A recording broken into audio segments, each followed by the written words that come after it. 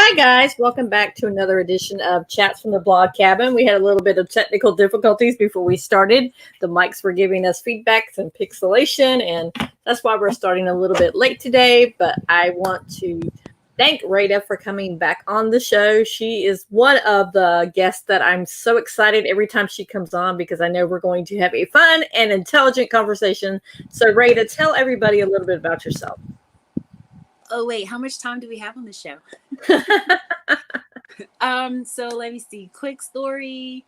Born and raised here in North Carolina. So I'm a mom, the usuals, daughter, sister, friend, all that good stuff. I am a serial social entrepreneur. So I have multiple businesses that all give back. I mean, I really do believe in the social community aspect of things. And let me see. I like kung fu movies and Christmas. Food. Ooh, food. But no, really, I have multiple businesses, and so that's where I spend a lot of my time. So I don't know what else to say. Like publicist, marketing, photographer, DIYer, blogger, creative, visionary, creative. Yep, that and more. And a mom. You forgot to add mom in there. I didn't say mom? I don't think I you always did. say mom first, so that surprised me. Mom. Well, I think it's because you said today you had to put out a whole bunch of fires. So, Oh, but not related to my kids. My kids are great. Like they're actually good. We actually last night did we did the eggnog tasting last night. We had an eggnog tasting tournament last night. So yeah, so no, they're actually good. But mom, that's probably my greatest, best job. It's the best thing that I've ever done in my entire life was becoming a mom. So yep, I totally agree. Sometimes it's the hardest job though too, and the most heartbreaking job, especially. yeah. Well, your girls are still like not quite at the age where they're going to get their feelings hurt with relationships and stuff like that, but it's coming. Right. And how do you even prepare for that? Because you can't, because you don't know what's going to happen. You don't know, how she's going to react or how they're going to react. And so in my heart, I really do hope that they don't have a lot of those experiences because it would break my heart. But yeah, they're at the age now where they are very much like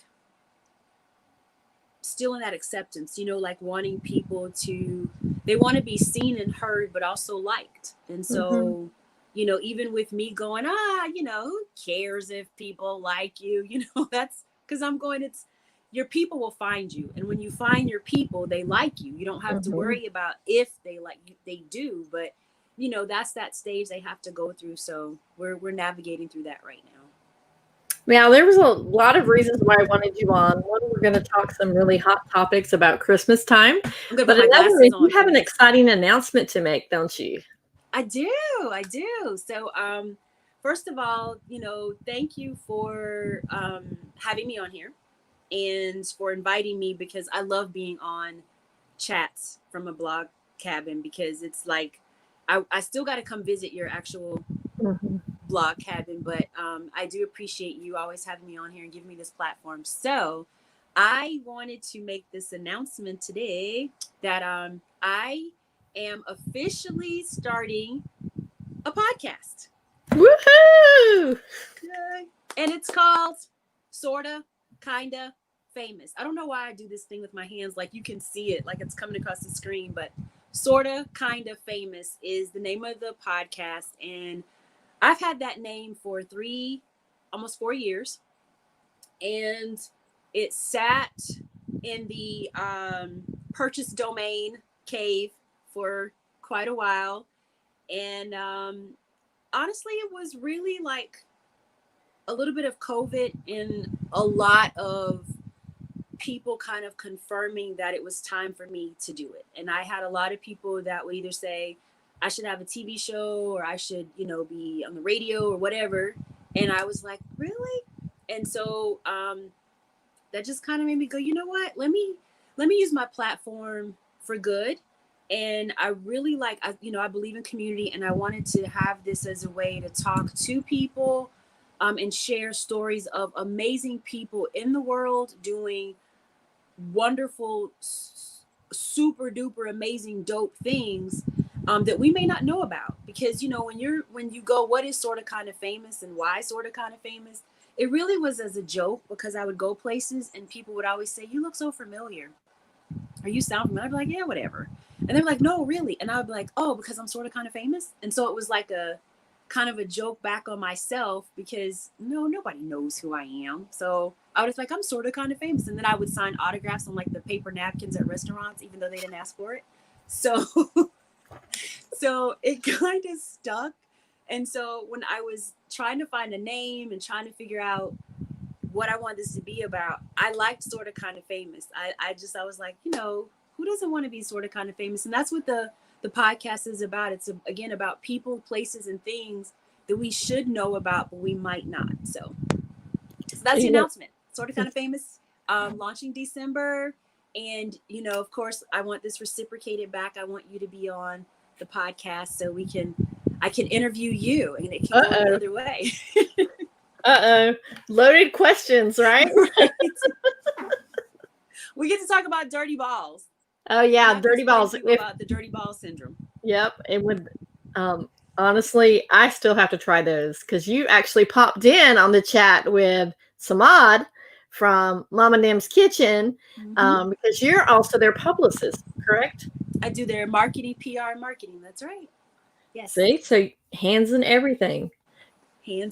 Well, it's funny because I squirrel, and that term is for a lot of people. So some people say, focus, have the attention span of a hummingbird. I say squirrel because squirrels are really cute. You know how you see a squirrel and they're doing something, and then they're about to run across the street, but then it's like they remember they might have forgotten something, so they run back, and then right when you think you can go, they come back across the street. Mm-hmm. That's pretty much me. So like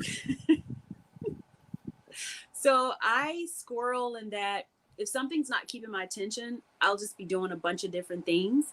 And so that's really like what I do for a living. Is sometimes I do it really well and sometimes I don't. Like, I'm being transparent about sometimes when you do things, you can do a lot of things really well, but sometimes I'll be doing too much, and that's the squirrel in me. And so I'll have to go, And so the podcast is hopefully my way of squirreling a lot better, taking that nut and holding onto the nut and putting the nut where I need to put the nut, instead of starting with one thing and dropping and going all over the place. So yeah, so the podcast helps me to kind of still be able to do a lot of things, but keep it centralized.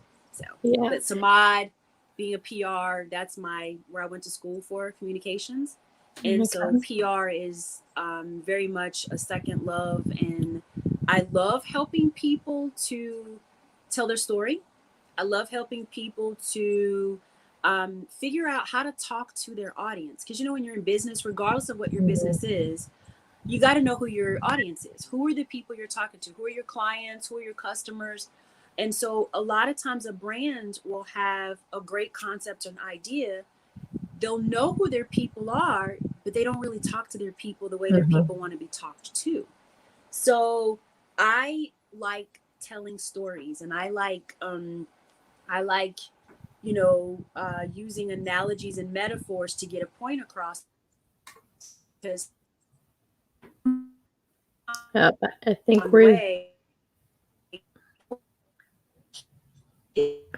think we're losing you, Rada. You're kind of frozen.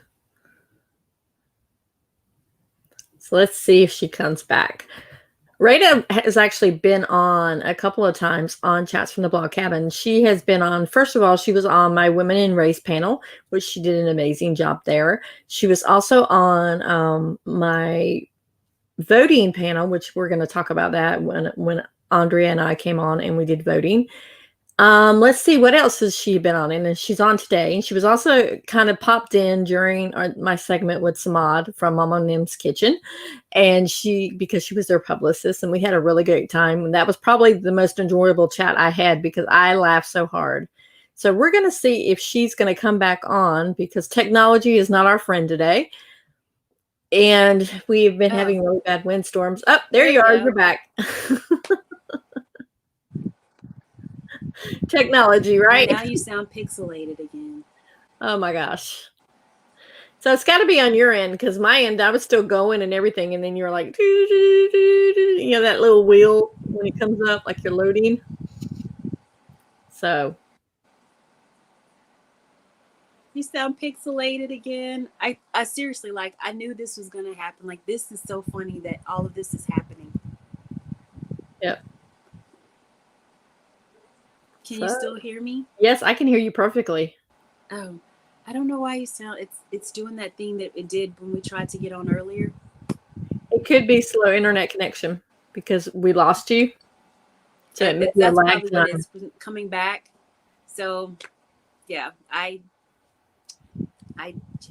don't know what, I feel like this is one of those we should be drinking type episodes. Water, but it should probably be alcohol at this point. Probably, yes. Definitely. There you are. So you're back again. See, it's the internet. It's got to be with the really bad wind that we're having right now in North Carolina. It's got to be the wind. Well, and at least I fit this episode. This just all the glitches and everything. That's so me. Now, while you were gone for a little bit, I told everybody that they may remember your face. That you were on my Women in Race panel, and you were also came on with Andrea on voting. So let's just recap a little bit the voting. Did the election go the way you wanted it to go? The way I wanted the voting to go? Yeah. As in the.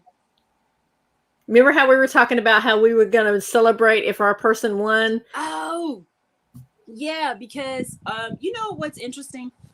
That's why I love being like now, because we can kind of go in those layers, is that I don't really care typically a person's affiliation, right? I don't really care what a person's party, how they affiliate when it comes to voting. What I care about is when a person that you're voting for is just ugly to so many groups of people. Like you can't even pick one group of people. Like it's across the board.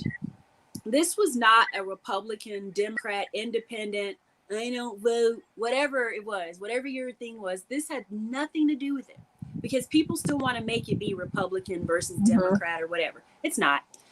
This is definitely more about morals. This is about ethics. And I'm sure people are going to jump in and go, this person is very much blah, blah, blah, blah, blah. The reason why I say that's not the case is because so many people, like so many different people were impacted by his words. And remember, you know, I think I said this that night too. Words have power. Every single word that we say, every single word, you can look it up and it has a meaning in the dictionary. Now, if I say palapra tapa tapa, that might not mean anything, right? But everything else that we say has a meaning behind it. So when you say these things about groups of people and you say them so freely, which we do have the right, because people want to holler out, you know, freedom of speech. Freedom of speech, we have that. We all have freedom of speech, but let's not forget with freedom of speech comes accountability, right? So you can't just, if you're going to say whatever, you also have to understand that there will be there's accountability with saying whatever, right? So there was that part that kept getting left off. You can say whatever you want. You can believe whatever you want. But this was the person who was in a position of power, in a position of leadership, in a role that was really about taking care of people.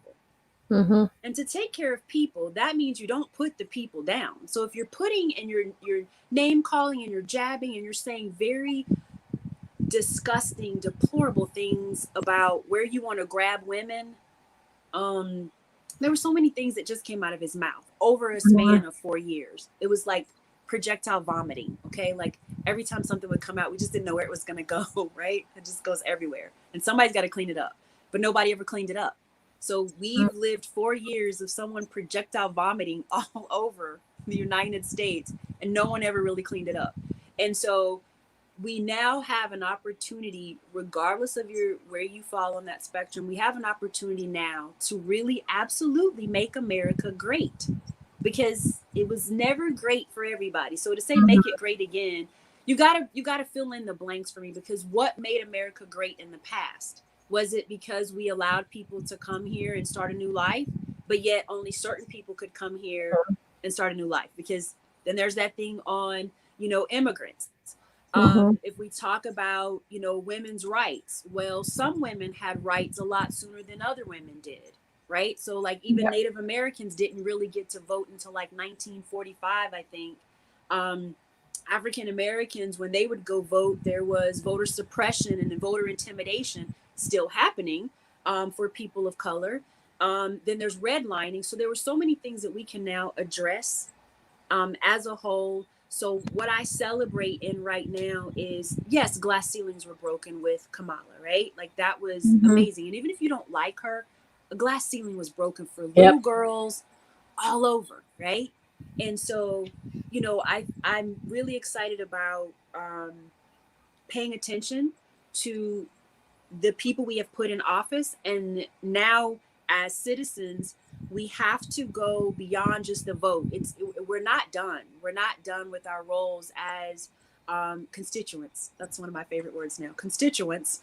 We now have a responsibility to our community, to our children, to hold our elected officials accountable.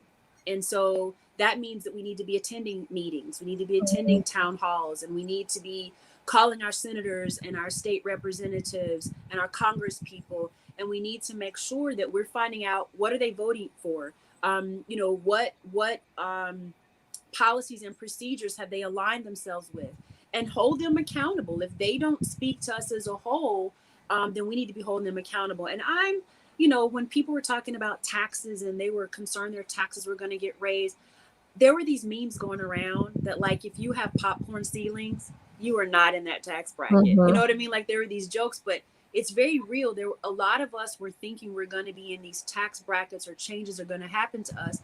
They're probably really not going to happen the way that dude that's occupying the White House right now would have us to believe. And so a lot of people, it came down to finances. I think for a lot of people voting, they felt it was money. But I also think that there were people who felt like the country was going to get turned upside down from a race standpoint, that it was going to be minorities and immigrants just running all amok through the United States. And to be honest with you, that's what the United States has been since its inception, right? It's immigrants running amok, but yet they've come and done some amazing things. And so that's what we celebrate by this election, is that now I honestly don't have to live in fear. And, that goes into that race thing, which is, if you don't know what a sundown town is, if you don't know what the green, there's a book called the Green, I think it's the Green Book or the Green Mile. I can't remember. I actually have it. It's a book that they had out in the 40s, 50s, and 60s, I believe 50s and 60s heavily. I don't know if you're familiar with it, but I want to say, I want to get the name right, but if it's either Green, I think it's the Green Book. And it's a book that, if you guys look it up, very popular in southern states. And again, the 50s and 60s. And what that book did was it told African Americans where they could sleep. It told them where they could get gas, told them where they could get food, where people would serve them. It even told them what cities they should not be in after 6 p.m., which is what a sundown town is. When the sun goes down, if you are brown, you should not be in that town. So it's literally, when the sun goes down and you're brown, don't be in that town. And so there are still some sundown towns. And so from this election and tying that in, why it was so important is because until you have to look up a restaurant's review, not based on food and not based on reservation times or prices, when you have to look up a restaurant to see if they've had any incidences related to race, right? And this is for people of color. This isn't just Black, this is people of color. Until you have to look up a review for a store, until you have to look up hotels and how they until you have to like search where you're going to go eat ahead of time. That's what this election did. This election, not that it got rid of it, but it certainly lessened the having to look ahead of where I'm going and ahead of where I'm going to be or traveling to think about my safety, because that shouldn't have to be a thing for me as a woman and as a person of color. I should not have to be that proactive in my safety to go somewhere like a restaurant or a town. And that was happening again.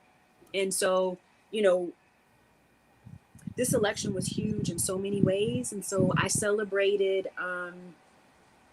I celebrated, you know, not having, even though I still have to look, but not like I think I would have if we had had another 4 years under the current administration. And again, it's not that Republicans are bad.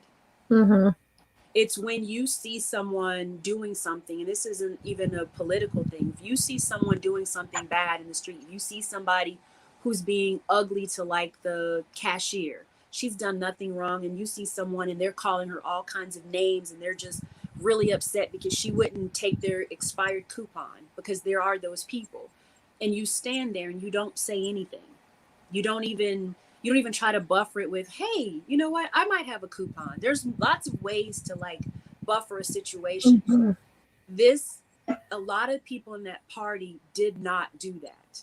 They did not step in and say, look, I know that dude and what he's doing right now it's not cool. And here's what we want to do about it. Or, you know what, this is not right.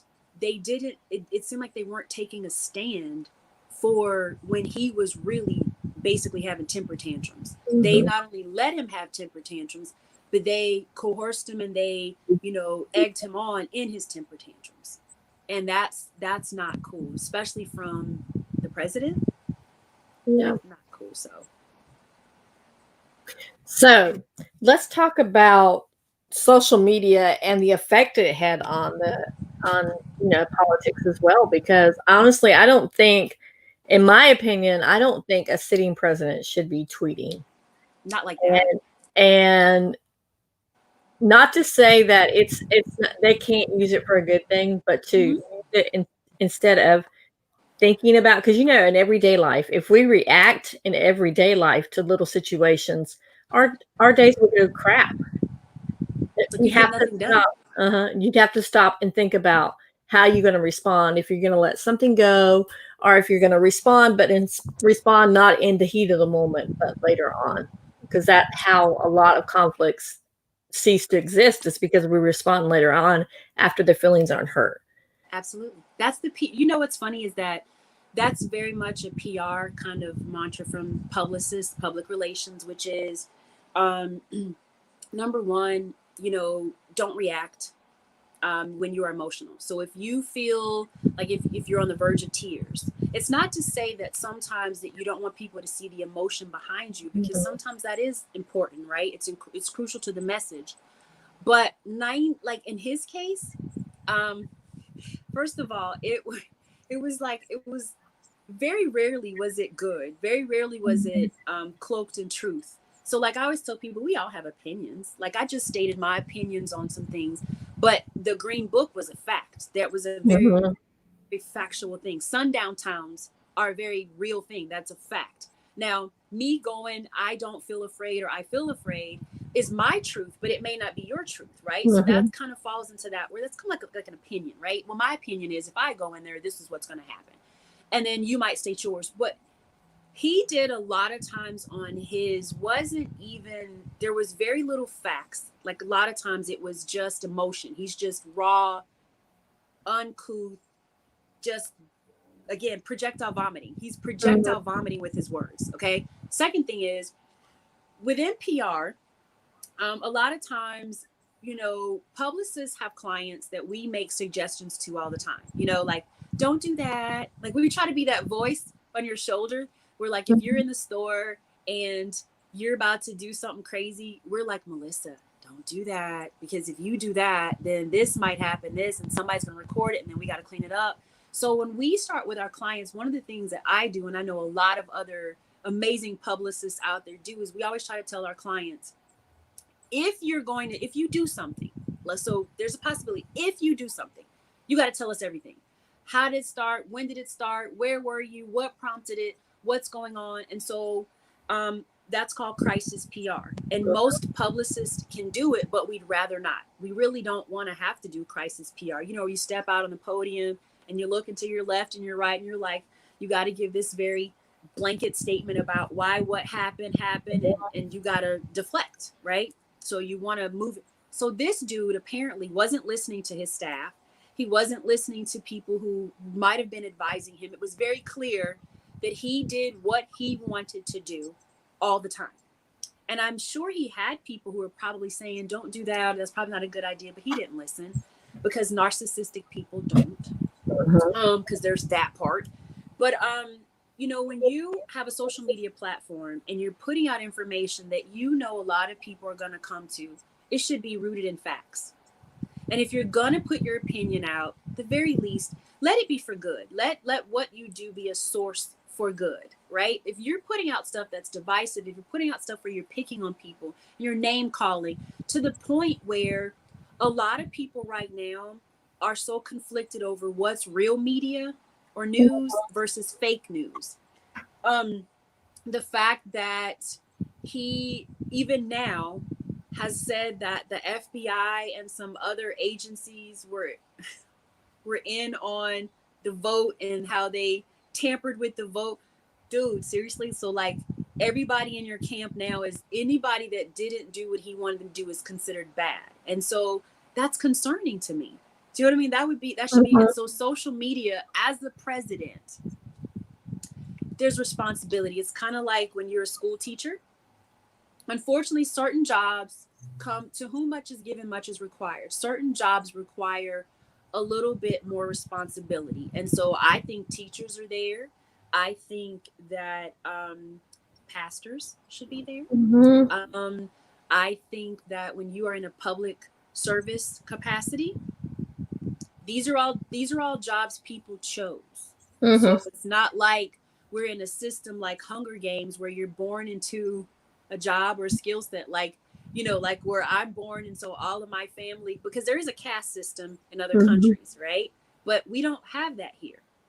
So he got on a platform, and I don't know that anything good ever came from a lot of what he put out there. I think it ended up either making people more divisive, causing conflict, hurt. He caused a lot of hurt and pain with a lot of things that he used on his social media platform.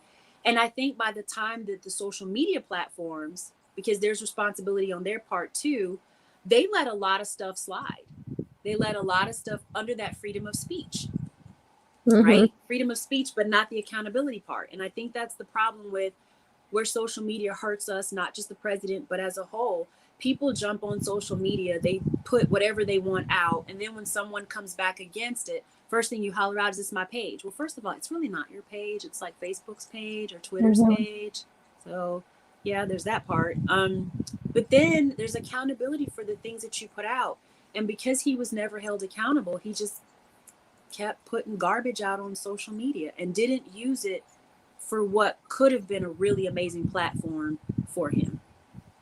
Now, speaking of social media, there was a lot of mass exodus from social media, especially Facebook, where people left during the election, or they just like deleted their account because of all the negative stuff that was going back and forth. But then there was wasn't there two social media streams that were created out of that because they said Facebook wasn't telling the real story, or Facebook was censoring. And when do you stop believing everything that you see and start researching for yourself? I mean, I think that's where a lot of people fall into that category, is they're taking everything they see on social media as the word of everything that we're supposed to believe, and not going out and researching it themselves. I definitely think that's problematic. in lots of ways. That's a whole nother discussion for another day, because that's so big. But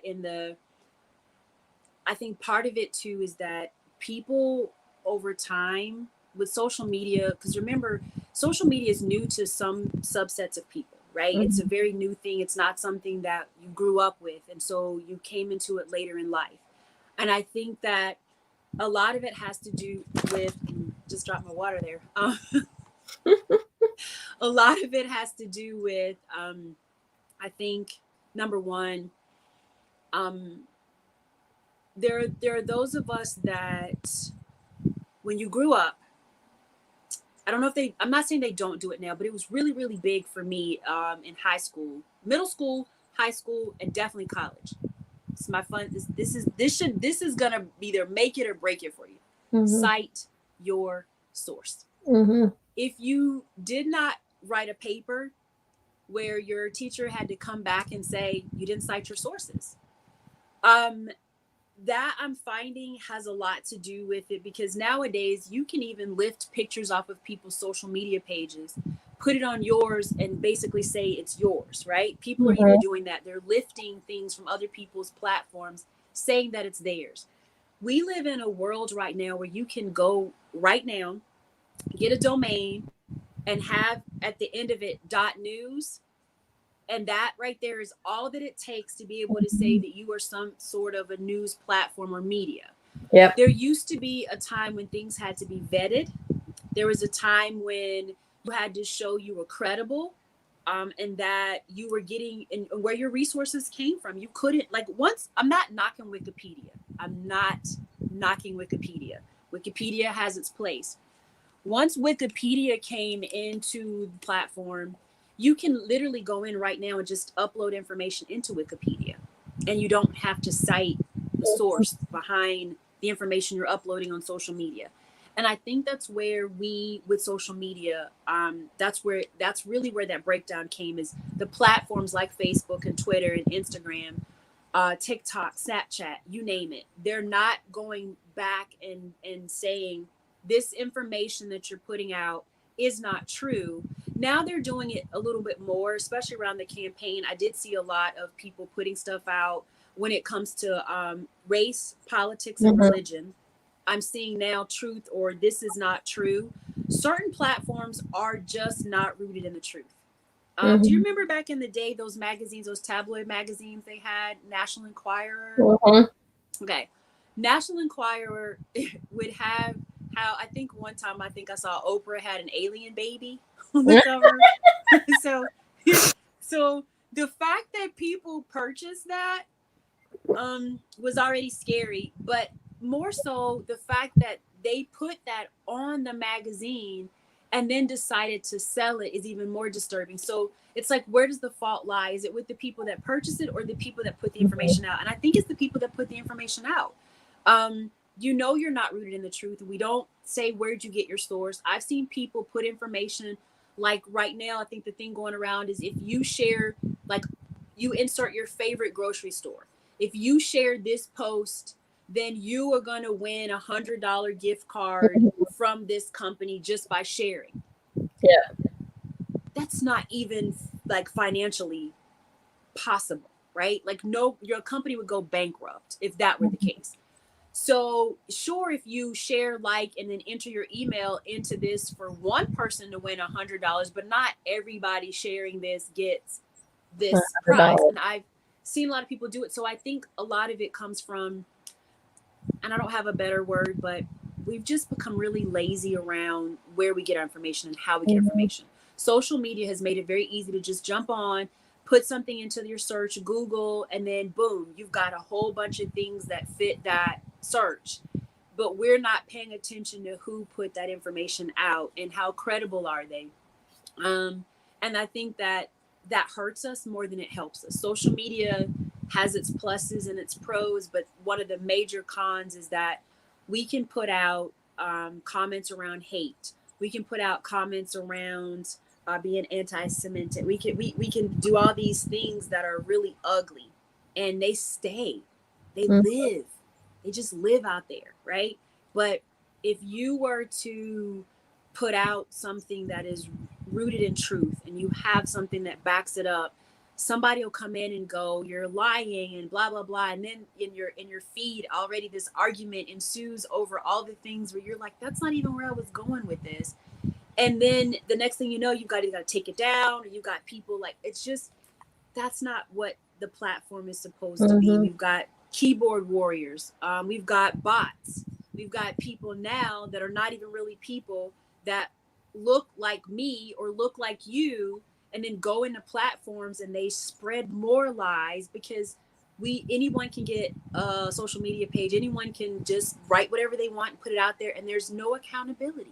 And I think if these platforms were getting fined for lying, not putting out truth, and I don't mean like a little bit, the same way that the NBA can get fined, you know, when you're told, okay, you got to foul, get off the floor, and you stay, or you hit, or you fight, you get fined for these things. They're even talking about fining a couple of teams because it looks like they might have COVID and they weren't wearing their masks. So they're going to be fined not like $150. They're getting fined thousands of dollars. If we were to start finding these platforms that are not putting out truthful information, eventually you either shut them down, because you can't keep paying fines, right? Either they're going to end up retracting, pulling it down, putting out truth, or they're out of business. And I think that's where we are. I think that's what, but again, you're talking about how much money does Mark Zuckerberg have? A lot.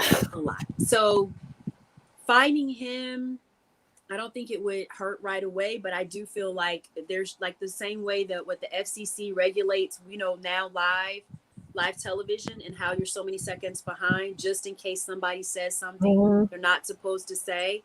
Well, you know, I think we should do that for social media. There should be some regulations put in place that if somebody says something, and it's not like even in a platform like this, if I'm spewing out ugly words and I'm hating on a particular race or demographic, it should be shut down. And unfortunately, you get fined, but that fine should get passed on to me. Yeah, that's true. But in a way, too, social media has been used for good, because now with everybody having the cell phone cameras and everything else, a lot of racial inequalities are actually being brought to light that people would not believe. Absolutely. It's, you know what, I'd rather focus on the good of things as opposed to, you know, the negative, but we have to have that discussion, because if we don't, we get blindsided by the truth sometimes. And the truth is that it's not always pretty, like these Instagram feeds are, you know, how they're curated, and mind you, I'm in that subset. So I'm joking myself with this, you know, the right lighting and the right angle for these pictures that we post. But what social media has done, I think, like you were saying, is it brought a lot of issues that people didn't know either existed or were bad or had impacted people they knew to light. And when we can do that, and when we can start doing this, which is having conversations around those very hard topics, which is why I love you so much, because you did something that a lot of people get nervous about doing. Sometimes even where they will record and go back and edit it to make it look and feel more like a polished, oh, I don't want her, let me take this part out because she said Black Lives Matter too many times, right? So there are people who are doing that, and there are people who posted their thoughts on like, let's do Indigenous People Day or Native American Heritage Month, you know, Hispanic Heritage Month. Yeah, there's like a month, that's great. But for those of us that live at 365, 30 days isn't really enough time sometimes to really talk about a lot of the subsets of the things that we experience, the good and the bad. And so these platforms that we have, this is the beauty behind social media.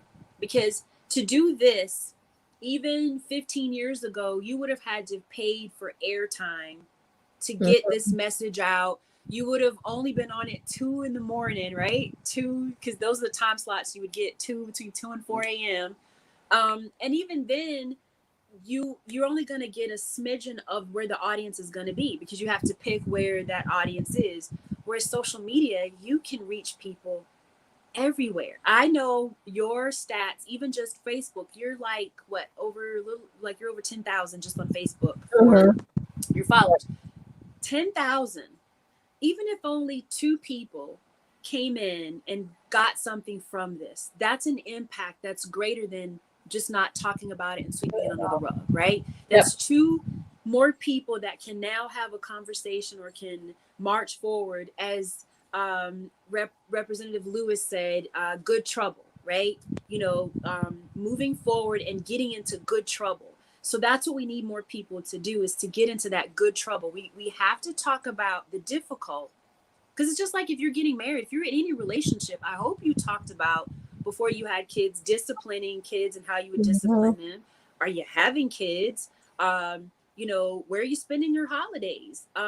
Finances. These are all things that we should be doing when we're getting into a relationship with someone. And so when we have these difficult conversations with our friends around our experiences as a woman of color, as a woman of color in the South. So like each time you add a layer to that conversation changes a little bit. And that's what social media and the platforms have done, is that they let me and you sit in our homes and have these conversations. And even if the replay, someone comes back and they get something from the replay, that's not just the good, that's the great of social media. That is the great of social media, that I can sit and I can share with you. You're not over there, like going, or trying to shut it down. You're like, okay, let's talk. Because when we have these difficult conversations, we're better for it. We're a better community. We're a better people. We're a better country. Again, going back to that amazing slogan of Make America Great Again. Let's make America great first. Then we can do it again. Like once we've done it one time, then when we go back and we eat, sleep, and repeat, we just get better at it. But we got to make it great first. And so social media lets us do that. And social media connects us to loved ones. Social media lets us see things that we might not have ever been able to experience. When people share pictures and stories. I've noticed that, again, even with your platform. I know one of the guests that you had on when he was sharing, which I've got to get his book. I can't think of his name. Kevin Hoffman. Yes. That was intriguing. Black and white. Yes. So these are stories that we get to amplify. And, again, during the George Floyd catalyst, him being a catalyst for change, not that there weren't other people that lost their lives, amazing people that when we say their names, I mean, honestly, we would be saying names for hours. To say names is, for people of color, it's an ongoing thing. Like we're just, it's name after name after name after name after name. Like it's just this vicious cycle, right? But George Floyd, where he was the catalyst for that change, and a lot of people took to social media to champion behind that, right? This is wrong. We are now seeing this is resurfacing more often than we should. Yeah, we might have, Ahmaud swept him under the rug, Breonna, countless other names where when we were bringing it up to the forefront, it just wasn't getting that same attention, right? And people would say, well, if you just listen to the cops, okay, well, there's a lot of law-abiding people of color who do listen to the cops and they still get pulled over, right? Like, I mean, we could stories for days, but what it did do is it made a lot of people have to stand up where they before didn't have to, and people are watching to see what you were doing. And then when you didn't say anything, if you were so silent, because people would always say silence means that you're complicit with whatever. Sometimes the silence was that people just didn't know what to do. They didn't know what to do. And so again, social media helped people to be able to leverage that into action, right? So I think that now we're in a season of, we talked about these things from the election. We talked about these things from, with what was happening with Black lives. And so now we're in this, let me see if you're still amplifying these voices. Let me see if you're still telling stories. Let me see if you're still having these conversations, because it's like any relationship.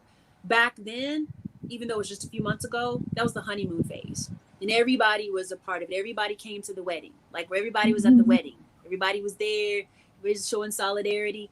Now we've come back from the honeymoon and we're pregnant and we don't, one of us isn't working. So let's have this conversation again. And so we are looking at the brands that said it, and they only said it one time, and then they got, you know, the social media check, the check off of, oh, we see you. So now it's like, let's get past the talk and let's see the walk. And that's what social media can do now. There was a time when, again, you had to do a lot of research to find information out, like I told you, sundown towns and where they were. And now you can just go search sundown towns. You can search, you know, restaurants that are pet friendly. You know, now you can search restaurants that support veterans, not just on Veterans Day, because I got issues with that. Yeah. You know, it all falls into this marketing thing. Who are the restaurants that support veterans 365, 24, you know, like all the time? So now social media lets us do that. And that's the beauty behind social media. We can align and find people that, you know, we connect with faster, brands that connect with us. And I think that's the beautiful thing about social media. And even with, like I said, relation to George Floyd and his death, police reform and what that really is. It was a really terrible term to say defund the police. I will say that was just really bad language. Again, words. They should have, there were so many other words they could have chosen, but still, I digress. If you did your homework, you would know it didn't mean there would be no more police officers, because we need police officers. But yeah, social media lets you do that. You can type in or even say it now. Hey, Siri, go do this, and she'll find it for you. And the information's there. So there's a lot of good that has come from social media. I just hope from moving forward, more people will stop being social media lazy and look for the sources and even ask for it. There's nothing wrong with someone. If you see an article, guys, you guys actually can go and say, where'd you get this from? Cite your source. Ask the people writing to cite their source. We have a right to hold the people giving us our information accountable. That is so true. And I do say, I think the George Floyd, you're right, was a catalyst for a lot of things. And there's a lot more representation now in movies and TV. I mean, I absolutely love the show Blackish, and I've learned a lot of Black history through Blackish. And I'm like, I can't wait for another episode to come on now, because you hear about these, you know, these people that have done amazing things, but you don't hear about them because they're people of color. So I love that there's that. And also, it's again, that's doesn't. I think we're losing her again, guys. Just hold on. Like I said earlier, there's a really bad windstorm. We're getting like 25-mile-per-hour winds. And so we're going to see if she comes back on. I'm just waiting. But Blackish, if you've not watched it, is a show with Anthony. I think its last name is Edwards. I think is his name. Amazing show. And there's other shows. One's called Mixish. I think that's right. With Zach Paul Gosselaar from Saved by the Bell. Oh, when we totally lost Rada. Let's see if she comes back on. And it's about his wife, Bo, and her background. And then we also have Grownish, which is about his daughter. Oh, Rada's back in. His daughter as she goes off to college. I'm just giving them a little background on Blackish, Mixish, and Grownish. I love all three of those shows. Are you still there? Can you hear me now? I'm getting that robot again. I'm getting robot Melissa. It's on your end, not mine. I seriously, like, again, this is just this is that moment where you go, like, if I were so poised and elegant, I would literally like probably be like about to hyperventilate because it's not working out the way it's supposed to. But you know, this is life, right? Yep, this is so life. Now we've talked about a lot of heavy topics. Let's talk about some fun topics right now before we end out the show. Oh, you're so pixelated. I got some hot Christmas topics. Okay, I got to know. Do you put your tree up before or after Thanksgiving? I don't know what you said. Oh, man. It always comes back in. I don't know if you guys can hear me. Like you always are talking, and then all of a sudden you just come right back in. Okay, let's see. I'm going to see if I can do it this way.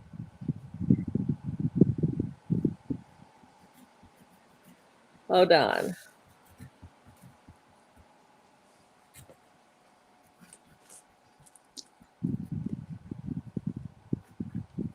We're doing hot topics. Say something. So, we're doing hot topics. It was a little better then. Okay, so number 1, your Christmas tree, before or after Thanksgiving? Oh, okay. Christmas tree before or after Thanksgiving. Oh, this is like a game show. Yeah. This is fun. There you are. Because I was going to say, I'm so random. Like one of these things my friends play, they'll call me and they just pick any random subject, and then I have to like talk about whatever the subject is. Yep. So, Chris, I love games. Okay. I am definitely okay. So if I could, I would keep a Christmas tree up 365. But it's more so because I love live trees and it's symbolic. Like I love the way they smell, and you know, we put the clear lights on. But I got my tree before Thanksgiving because the place that I go get my tree actually had them before Thanksgiving. I go to the same place. I've been going to the same Christmas tree lot since my youngest was 3. So she's now 14. Oh, wow. Yeah, we've been going to the same place. It's in Raleigh by the fairgrounds. It's to the point where the guy that owns it, he knows us like when we come. And so he's always like, hey, like he's just, so like I've taken a picture of him and I know his story. He's a Vietnam veteran. He's had, yeah, so definitely before Thanksgiving, had the lights on it. We didn't finish decorating it before Thanksgiving. We did it after Thanksgiving, but yeah, so I'm definitely, Christmas music was before, but that's only because they don't have Thanksgiving songs. So Christmas music is because there are no Thanksgiving songs. Now that's something that you need to get on, being a publicist. Look for somebody to do some Thanksgiving songs. Ooh, I wish I could sing. I can't sing, because if I could sing, I would start singing one right now. Samad could sing. Here you go. Oh yeah, he could. You know what? We should have a Thanksgiving album and just have different artists. Yep. See, write that down. Write that down. You know what? I'm telling, because like I love gatherings where people can get together, like anything that allows people to get, but we don't really do Thanksgiving, but that has to do with a historical thing, you know, because a lot of people don't know the history behind Thanksgiving. And so not to be the downer, but Thanksgiving Day is unfortunately the largest massacre of Native Americans in America. And so when it comes to Thanksgiving, it really was around when they would get through like basically killing off people, they would celebrate it.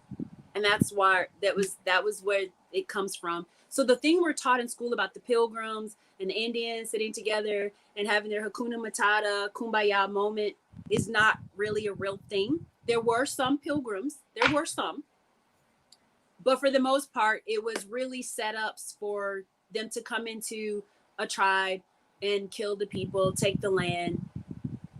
So that part, but you can still celebrate in what you're thankful for, and that's what we do. What we're thankful for, and call it Giving Day. And so, so next year we'll have a Thanksgiving album.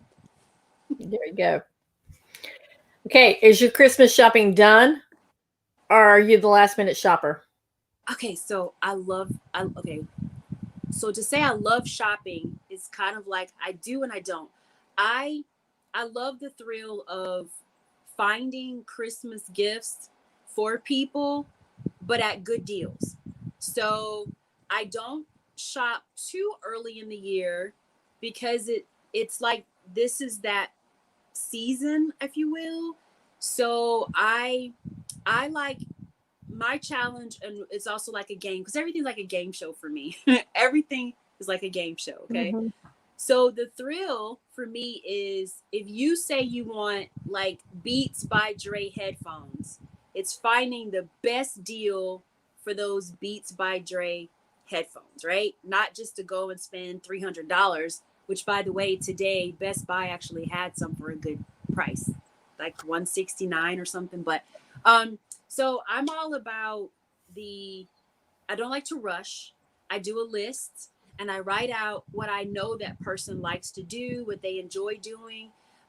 We also solicit lists too. So like my daughters can do a list, or like, my dad. It makes it easy when people tell you what they want. Mm-hmm. And then the surprise is you figuring out from the list what you're going to get them. So I'm in between, not too early, not necessarily last minute, but I do go all the way up until pre-COVID.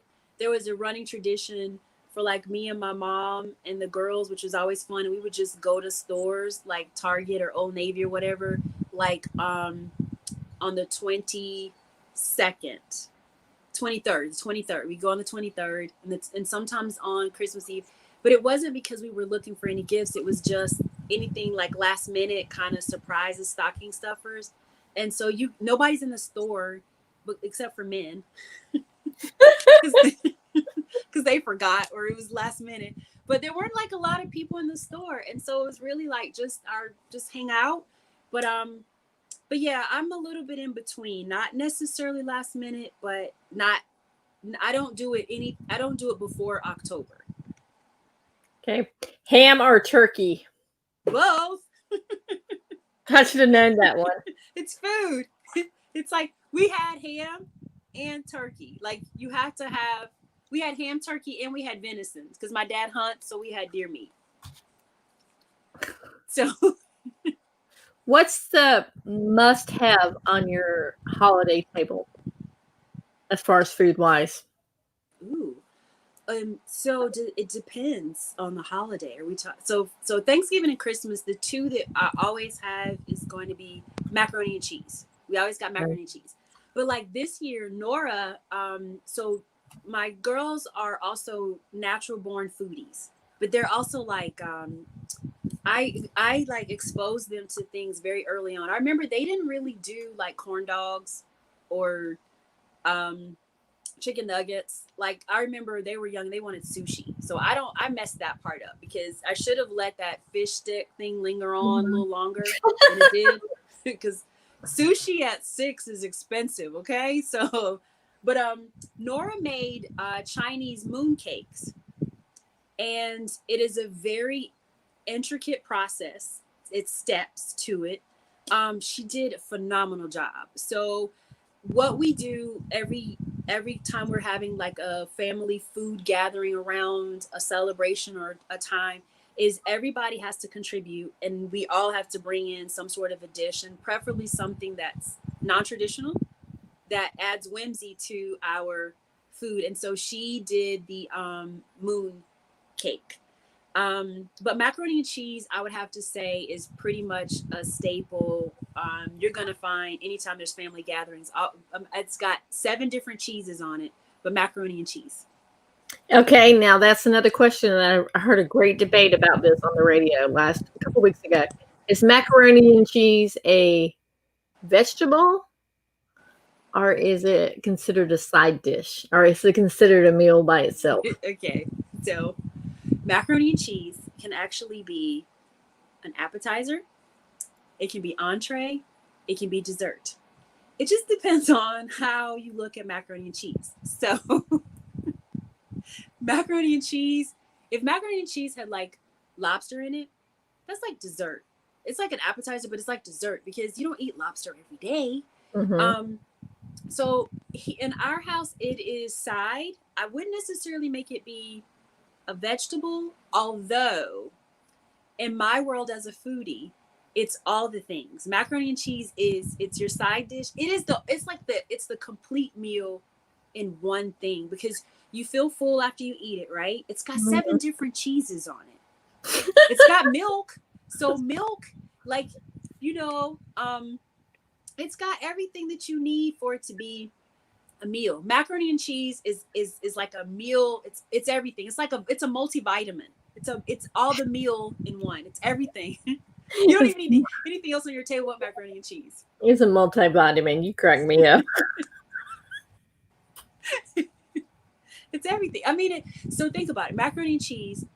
This is, I mean, seriously, like, I'm going to put my water down. Macaroni and cheese, first of all, it smells amazing, right? Like, if macaroni and cheese is made properly, because some people don't make proper macaroni and cheese. You can't burn it too long because it makes the cheese hard, right? And depending upon what cheeses you have on it, it'll make the cheese really hard. So you want a little bit of a crust, but not to the point where it doesn't even break down when you're chewing it with your teeth. Like, that's supposed to still break down, okay? Then you need it to melt all the way throughout, because some people don't mix their cheese in. I put on gloves and I mix my cheeses in, so every bite has cheese, okay? So there's that part.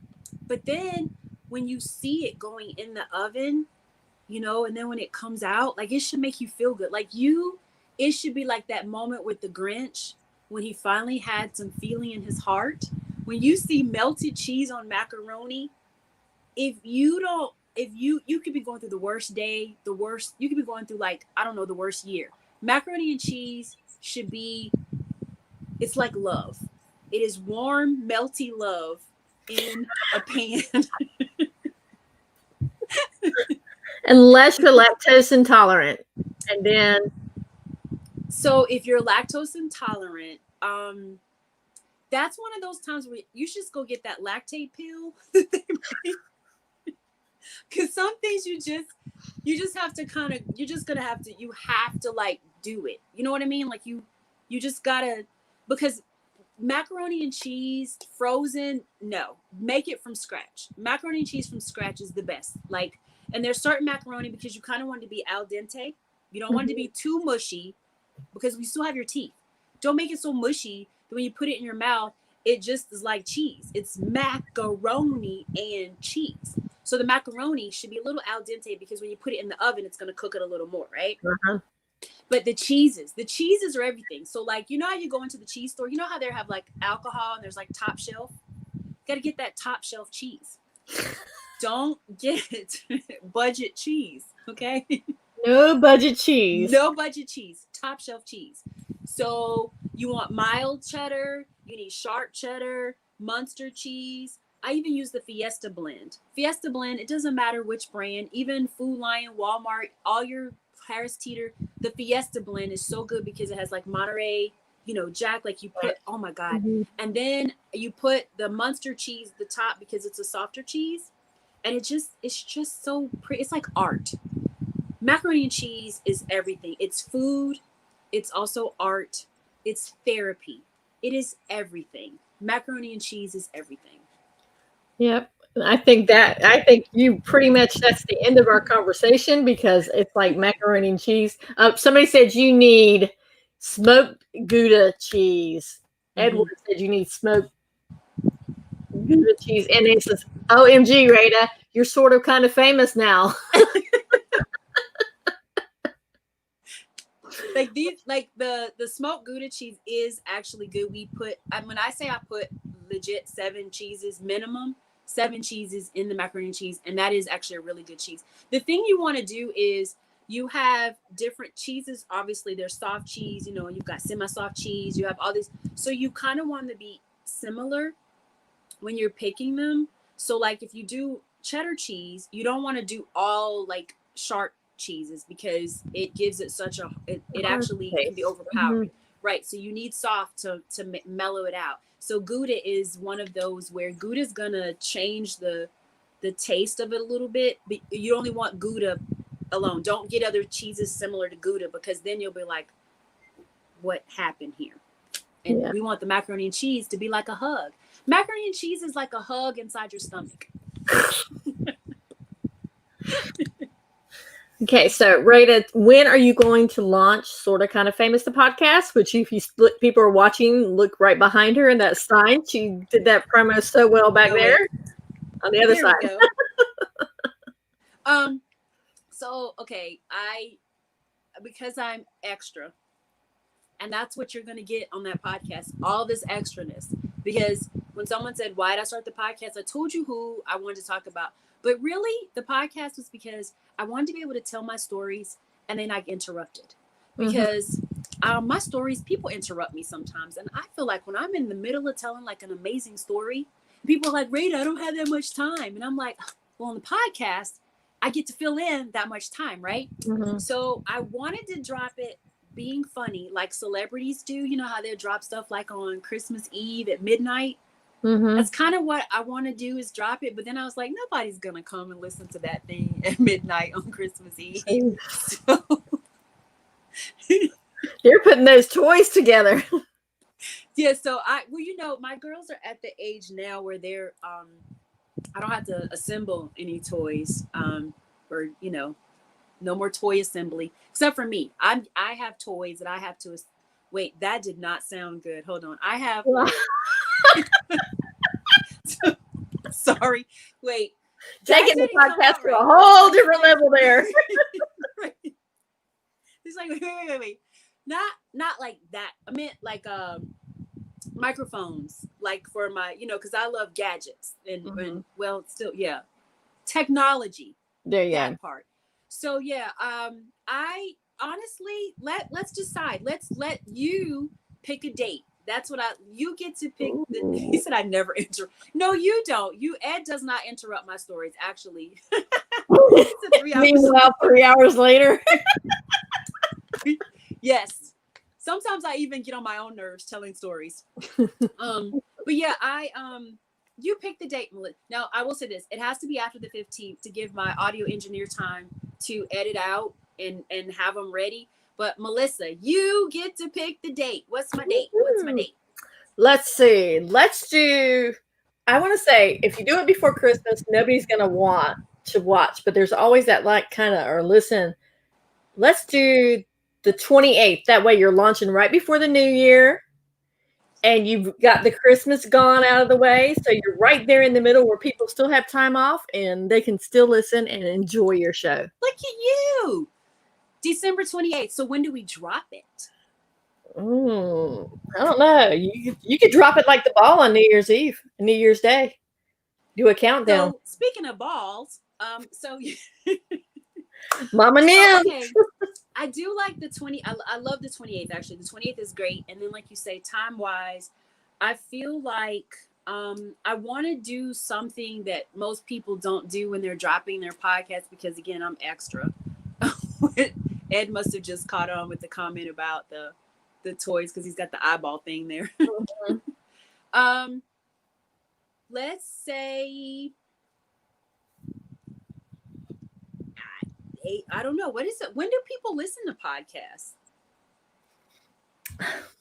Yeah, he definitely caught on because it's toys and balls, Rada. It's taking a whole nother level. I never know what's going to happen when you're on. I never know. And you know what? I appreciate that you also don't filter or mute me, because of that, I do tell my friends, don't put me on speaker. Like, if I'm calling them, I'm the take Rada off speaker friend. But yeah, but I tried to not come here and be I didn't wild out too much today, because there's that part. But let's do 28th at because I'm thinking I'll probably go. I'll do I'm gonna say 28th at, I think I'll do live, and then I can. So let's do 28th at 8:00. How's that? The 28th at 8. There you go. There we go. Yeah. Yes. 8 p.m., right? Not a.m.? Oh, 8 p.m. Eastern Standard Time. Yeah. So not 8 a.m. I don't do anything at 8 a.m. Me neither. Not that I can help it. Yeah, so, yes, the 28th at 8 p.m. It'll be like the celebration. I'm going to have to do some fun stuff. That would be really cool. Yes, fun stuff. So, yes. I appreciate it. Thank you. Yes, I and if you want to know more information, you can literally just type in Sorta Kinda Famous, because I don't think I said where people can find me. I'm Sorta Kinda Famous on Instagram. See how that works? I'm Sorta Kinda Famous on Facebook. I'm Sorta Kinda Famous on TikTok, but not really, because I haven't really posted a lot of videos. So You can go show me some love on Instagram, Facebook, TikTok. There is a website coming, but if you go to any of those platforms and just say you want to be sort of kind of famous with me, I'll make sure that you're in the loop. I'm also on LinkedIn as sort of kind of famous, and I'm not on TikTok yet, but I meant Twitter. I'm on TikTok, not Twitter. Twitter, because it wouldn't let me have my name with all the letters, and so, when you're sort of kind of famous, you don't have to go over to certain places, and because they wouldn't let me have my whole sort of kind of famous, it was too long. I'm just not even gonna go to Twitter. There you go. But I will be. You will be once you figure out how to figure it out. But for now, yes, shorten it out. Facebook, Instagram, and LinkedIn, and TikTok. So. Okay. Well, thank you, Rada, for coming on and sharing this wonderful. I always have such a great time when. Thank you. And it's like what my daughter said when she listened to the episode about the women and race. She said that you were the most, the eloquent, and she really learned a lot from you by the way you spoke. So I have to you always have an open spot back on. Anytime you want to come on, you are more than welcome to come on. And I'm sure I'll have you on again for some more panels. Please. There's I always have a good time here. And I love, like I said, that you are, I come on here and most people know me for jokes and being silly, especially like on Facebook or my friends. And so you let me come on here and I can be Smarticus and I can show people that I actually have a brain. And so I love coming here because, there are some topics and subject matters that we do have to talk about. And there, as a matter of fact, I would love to put a plug in for a nonprofit group that I sit on the board of directors for. And next year, would just love to come and chat a little bit about them and the impact that they have in our community as a whole, which is around domestic violence and sexual assault. And those are it's another subset of discussions around things people struggle with talking about. And so I know that, that's another one. But anytime, seriously, like I love coming on here. And I do feel like, what's the show where the person, when the, I can't think of the show where they always have the same person kind of comes on. I'm trying to think, oh my God, it'll come to me later after we're no longer taping and I'll text it to you. But I always appreciate you, like I said, just having me on and giving me this ability to just be myself. And so, I appreciate that so very much. Yeah. And before we get off, I do want to put a plug in for a nonprofit right now. It's actually not a nonprofit. It's the farm that I work at, Odom Farming Company. They're doing their Festival of Trees, and 50% of the profits for the Festival of Trees is going to United Way of Wayne County. And all the proceeds for the trees, because they had companies decorate trees. I actually did one in honor of my adopted son, Paul, who is serving in the military right now, and my dad, who was military. They are actually auctioning off their trees, and their silent auction will start tomorrow. So go look them up on Facebook, Odom Farming Company. And if you want to get a tree, even the ornaments themselves are just gorgeous. And they're auctioning off the tree, and all the proceeds for the tree auctions are going straight to the United Way. So I wanted to make sure I put a plug in there for them. Is that on your page? Like, do you have that where we can find that on any of your? I'm going to share it again on my page once she puts the auction up. Okay. I'll share too. Yeah. That's awesome. So, right, I want to thank you, and I can't wait for Sort of Kind of Famous to come out. Thank you so much for letting me make that announcement. I appreciate it. And, you'll already be on there. We're going to have fun because I love the game that when you put it up, I instantly was like, ooh, okay, I get to play. So I'm going to have you on and then I'm going to flip it and then I'm going to interview you and talk about some things, but we'll have fun. We'll play some games over there too. So thank you so much. And again, I hope that you guys will, come follow, hit that like, follow, subscribe. Oh, I'm on YouTube too. That's right. I'm on YouTube, Sort of Kind of Famous over there. So anywhere that you guys feel like showing some love, I would greatly appreciate it. And I always show love right back. So thank you so much for having me on here. As always, my friend, you are so phenomenal and amazing. And right back at you. Right back at you, friend. Okay, we will see you on the next chat from the Blog Cabin.